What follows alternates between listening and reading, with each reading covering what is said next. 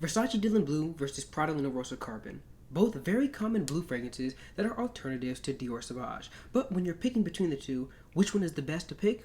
Well, let's get into it. The rating for this video will be using the same rating system as a video prior to this one, with it being based off of performance, versatility, value, most unique, and, just for a little bit of fun, compliment factor. So, now that the rules have been stated, let's start off with Dylan Blue in the topic of performance. Now, ever since I've had this fragrance, the performance has always been lacking. The notes in this fragrance make it seem like it would last longer, similar to other blue fragrances. It's the typical citrus and aquatic opening that is very fresh and extremely wearable. Then it has the common ambroxan, black pepper, and patchouli middle notes, but this fragrance decides to switch it up a little bit using saffron and incense as its base notes. This looks like a recipe for a fragrance that performs really well, but it doesn't, sadly. I get no longer than 5 hours of longevity on my skin with a very disappointing light projection. Because the smell is pretty good, in my opinion, I do think it is something that somebody could consider buying. But Luna Rossa Carbon, on the other hand, fares much better. Now, some of the notes here are a little bit similar to Dylan Blue. The traditional bergamot at the top with some pepper, lavender, aquatic notes, coal, and the addition of metallic notes in the middle, and to top it all off, we have ambroxan and patchouli as the base notes. I've never had any performance issues with this fragrance. In my experience, I usually get about 7 to 8 hours of longevity with a moderate projection. Although I will say that Dylan Blue does have a little bit more of an inviting smell. So with that being said, we'll move on to the next category, versatility, and we will start with the fragrance Luna Rossa Carbon.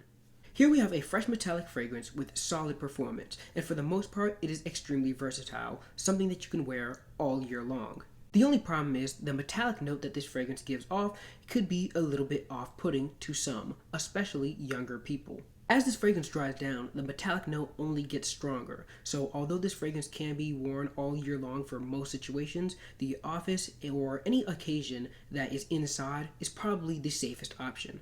Dylan Blue, on the other hand, is extremely versatile. It seems like the notes in here are a bit less harsh, and it seems to appeal more to the younger audience. Similar to Luna Rossa Carbon, Dylan Blue is an all year long and any situation kind of fragrance. But the one thing that gives Dylan Blue the upper hand in this category is the fact that the performance is not that great, giving you less opportunities to offend somebody and more opportunities to enjoy your fragrance. So when it comes to the versatility of Dylan Blue, you really don't have to think when you're wearing this fragrance.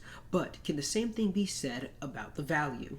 Well, Dylan Blue is pretty affordable for most people, with it being $75 for a 50 milliliter bottle, $96 for a 100 milliliter bottle, and some retail stores will have a 200 milliliter bottle for $130, as well as some discounters having it go for as low as $36 for a 100 milliliter bottle, which is a really good price, making Dylan Blue have extremely good value for the fragrance that you're getting. The bottle design isn't the greatest, and the atomizer isn't the best atomizer, but you can't deny that this is definitely one that is of good value for the price.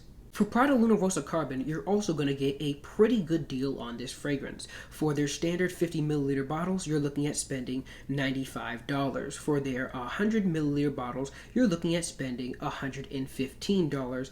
But for their 150 milliliter bottles, you're looking at spending $138 retail. But of course, on some discounters, you can get a 100 milliliter bottle of Prada Luna Rossa Carbon for $68, or you could go with their 150 milliliter bottles for $90. So, not as good of a value as Dylan Blue, but you're definitely going to get amazing value on both of these fragrances. Also, I thought that I'd point out that Prada Luna Rossa Carbon has an atomizer that I really don't care for, and the bottle design is pretty subpar. Now, none of that was really important, but I just thought I'd mention it. Moving along, let's talk about the fourth category, uniqueness. Now, right out of the gate, I have to say that Prada Luna Rossa Carbon is not as unique as Versace Dylan Blue. To me, and many others would agree, Luna Rossa Carbon kind of smells like Sauvage Eau de Toilette if it had less bergamot and pepper with the addition of metallic notes.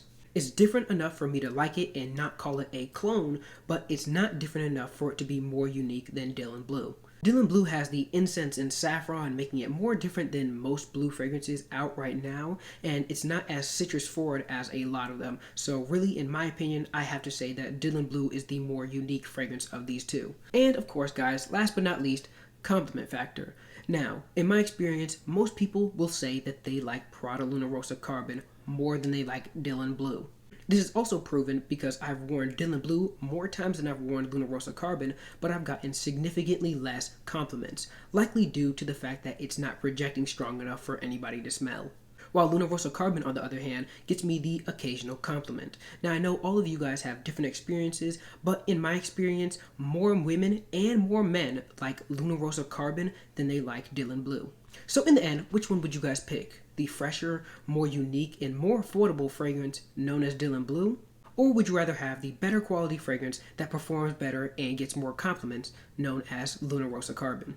I personally would pick Prada Luna Rossa Carbon because I like the metallic dry down as well as the fresh opening better than I like Dylan Blue. But Dylan Blue is not at all a bad alternative. So guys, that is my review of Prada Luna Rossa Carbon versus Versace Dylan Blue. If this video helped you out, don't forget to help me out by subscribing to my YouTube channel and leaving a like on this video. If you have any questions or recommendations, leave them down in the comments below and I will try to get to them as quickly as possible.